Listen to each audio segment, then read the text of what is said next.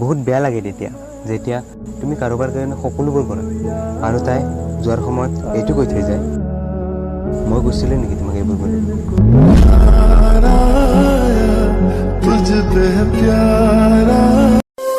এজন আছিল ৰজা এজনী আছিল ৰাণী ঠিকেই চলি আছিলে মাজতে পৰিয়ালৰ অসুবিধা আৰু শেষ কাহিনী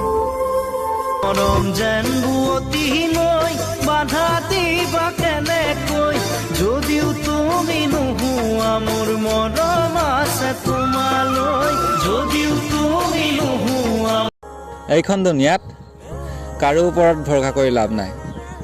কোনো কাৰো আপোন নহয় সকলো স্বাৰ্থপৰ দূৰণিৰ পৰাই তোমাক হেৰুৱাৰ ভয়ত কেতিয়াও তোমাক কোৱাই নাই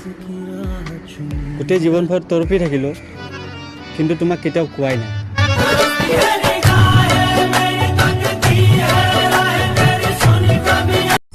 মই ইমান ৰাতিলৈকে খাৰে থাকোঁ ইয়াৰ কাৰণ সুধি মোক একো লাভ নাই কাৰণ মই কাৰো কথা ভাবি ইমান ৰাতিলৈকে খাৰে নাথাকোঁ